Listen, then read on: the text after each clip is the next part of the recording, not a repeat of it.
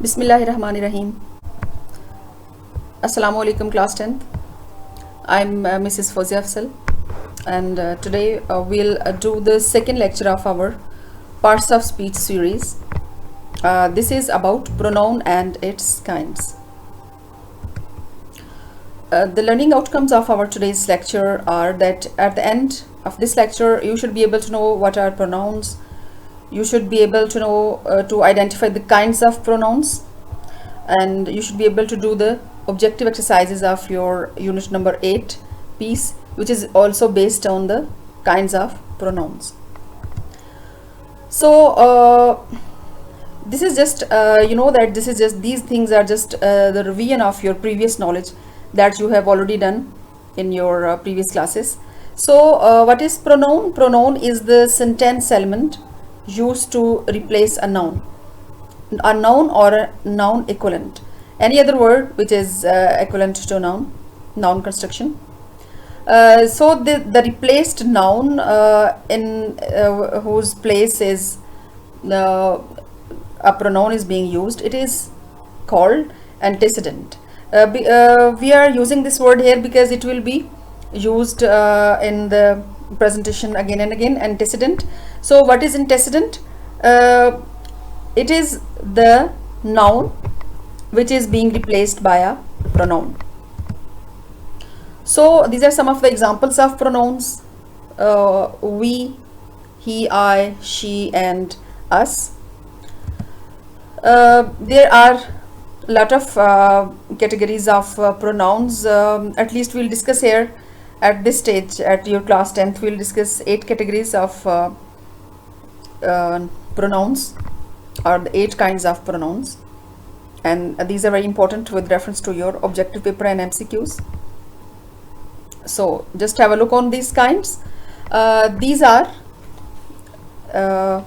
first is personal pronouns, then possessive pronouns, demonstrative pronouns, reflexive and emphatic pronouns, interrogative pronouns, relative pronouns, reciprocal pronouns, and indefinite pronouns.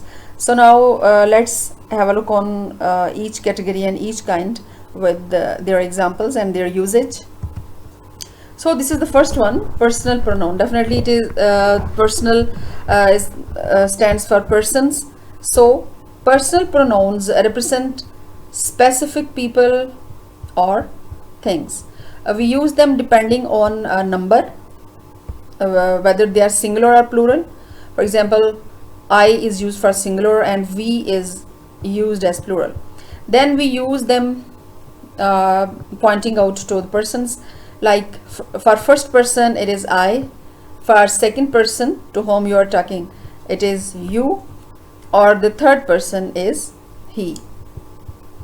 Then we use them according to gender. For example, for males we use he, for females we use she, and for neuter gender or for some non-living things we use it.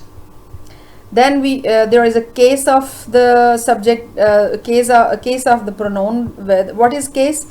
Case means whether this pronoun is being used as subject or an object, and this is also very important. So we use personal pronouns in the place of the person or people that we are talking about. So these are some examples of personal pronouns here. I like coffee is first person pronoun. John helped me. Here it is being used as an object. So as we have already discussed, that the case of pronoun is that whether it is being used as a subject or an object. Then do you like coffee? Here it is subject, and John loves you. Here this you is being used as an object. He runs fast. Here it is subject. Did Ram beat him? Him, this is object. She's clever, subject. Does Mary know her? Object. We went home, subject. Anthony drove us, object. It doesn't work, subject. Can the engineer repair it? Object. Do you need a table for 3? Here it is you is the subject, and here did John and Mary beat you at doubles? Here doubles is the game of badminton. So you here it is being used as object. They played doubles, they, it is subject, and John and Mary beat them, it is object. So next, see, possessive pronouns. Possessive, as you can easily guess, that it belongs to the possessions of persons. Possession, belongings of the persons. We use possessive pronouns to refer to a specific person, people, or things, the antecedent belonging to a person. So to whom something is belonged to, this is called possessive. People, and sometimes belonging to an animal or animals or things. For example, you will never find a possessive pronoun near a noun, despite the fact it is the genitive of personal pronoun. We use possessive pronouns depending on number. For example, mine, ours, singular or plurals. In singular we use mine, this pen is mine, these pens are ours. Then first person is mine, second person is yours, this pen is yours. And for the third person it is used as his or her. For males it is her, and for the females it is her. This pen is hers. Next, see, look at these pictures of these sentences. Mine is the big one. Here this possessive pronoun is in the start. Subject is my picture. I like your flowers, do you like mine? Object, my flowers. So first see this example. Look at this picture. This is a sentence. Here mine is the big one. So the sentence is that there are two pictures, but the picture that belongs to me or mine, that is big one. So here this picture is being used as subject. I like your flowers, do you like mine? Here this mine is being used as object. All the essays were good, but his was the best. His, here what is being discussed? The subject is his essay. John found his passport, but Mary couldn't find hers. So here this is being used as object.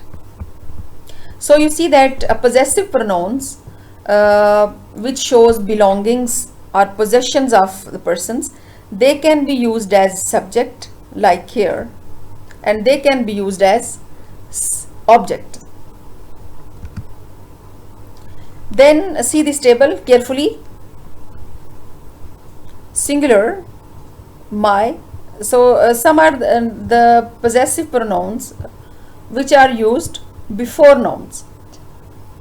For example, singular, my, your, his, her, and its. Then our, your, their. Then there are some possessive pronouns which are used alone. For example, this book is mine, this book is yours, this book is his, hers, or its. Next, these can be used as plurals, but these can be used as alone. These books are ours, these books are yours, and those flowers are theirs. Okay, next see, these are the reflexive and emphatic pronouns. You need to focus on these two kinds of pronouns, as they often confuse you and you people get them mixed up, because these are the same words which are being used as reflexive pronouns, as well as they are being used as emphatic pronouns. So you need to focus, and you will try to understand that what is the basic difference where these are called reflexive and where these are called emphatic pronouns. So you see, reflexive pronoun is used with an active voice. Active voice because we want to reflect the verb on the subject. So if we will make the subject passive, then how will we be able to reflect the action back? So it is always used in active voice tense in order to reflect the action of the verb back on the subject or the antecedent. Then emphatic pronoun. What is emphatic pronoun? Which emphasizes it accompanies its antecedent. Antecedent means a subject or a noun which it is being represented. So emphatic pronoun will accompany its a subject or its doer or its noun in order to accentuate its action or state. Accentuate means in order to emphasize, in order to intensify.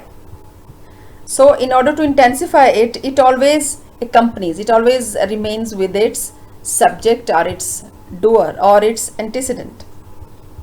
Then reflexive and emphatic pronouns take different positions within the sentence structure, right? So they are placed at different places. Although they are the same words, but they will be placed at different levels. We use a reflexive pronoun when we want to refer back to the subject of the sentence or clause.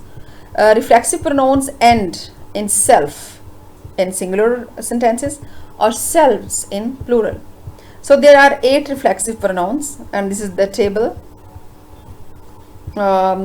Myself, yourself, himself, herself, and itself. These can be used as singular, and these 3 pronouns can be used as plurals: ourselves, yourselves, themselves. Then okay, the underlined word are the same person and thing. For example, I saw myself in the mirror. So you see that it's the same person. These underlined, these highlighted words are the same. I, myself. These 2 subjects are the same. So here, what do you think? What is this? So here this is emphatic pronoun, because the subject I is being emphasized by myself. I myself saw the mirror. So here you will focus on one thing. If you will remove the emphatic pronoun from a sentence, the sentence will remain a sensible sentence.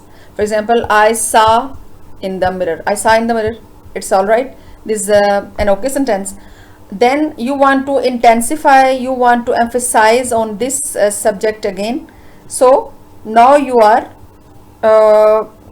using this once again, and you are intensifying the action. I saw, no, you are intensifying the subject. I saw myself in the mirror. So one more thing that you can keep into your minds to clear yourself, that what is the difference in emphatic and reflexive pronoun. That is that in emphatic pronoun, this pronoun will be used as subject because the subject is being emphasized, right? The doer is being intensified. But in the reflexive pronoun, it will be used as an object, right? So again, you will think about it whenever you are confused about whether this is reflexive or emphatic. What you will be doing, you will think that whether this pronoun is being used as a subject, then it will be emphatic because subject is being emphasized. But when it is used as an object, then it will be reflexive.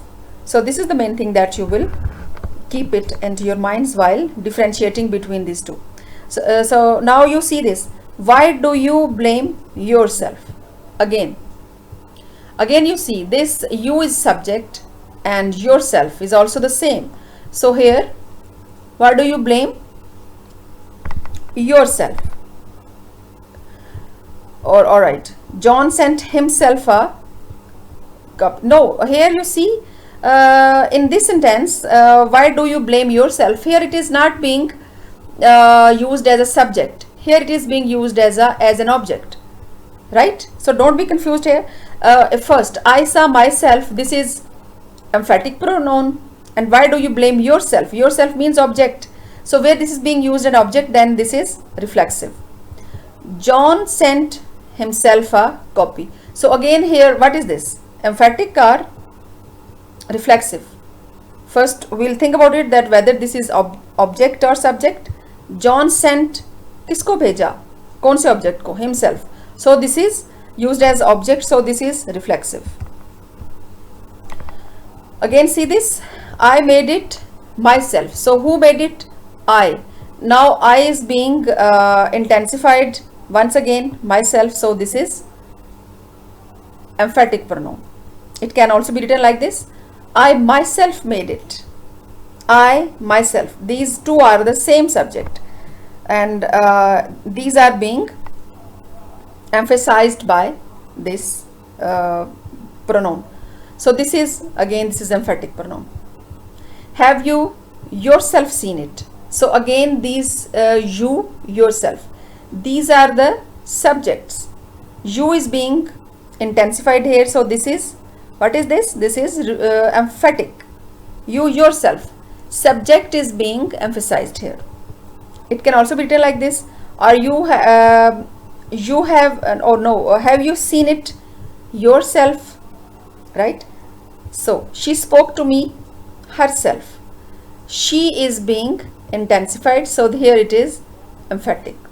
Or she herself spoke to me, again it is being emphasized, she is being emphasized, so this is emphatic pronoun. So next, see your demonstrative pronouns.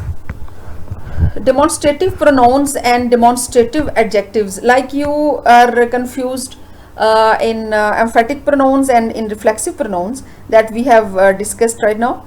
Likewise, these two are also confusing sometimes because they are the same words. So words are the same, but their usage is different in different sentences. And what are their the examples of demonstrative pronouns? These are this, these, that, those, the former, the later, the first, the last, the other, the others, same, such, so.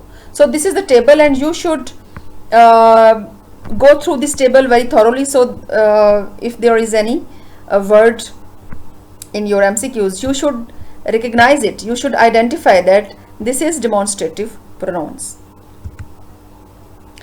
So you will keep one thing into your minds, that this word that, it has four main functions. So sometimes it is very confusing that this word that, whether it is a pronoun, whether it is an adjective, or whether it is a conjunction. So you will guess it through its usage in a sentence. Like, for example, that book is good. So here, that book, it is qualifying a noun, it is qualifying this book, so this is a demonstrative adjective, right? That book is mine. Here, this that is adjective. Next, relative pronoun, anything that you remember could help a lot. So here, this that is being used as a conjunction, so here this is relative pronoun. Next, it can also be used as a simple conjunction. He said that, where we remove the commas, we use that. He said that, he had been there before. Adverb, it can also be used as adverb. The snow was that high, means very high. Adverb of degree, so that can be an adverb of degree.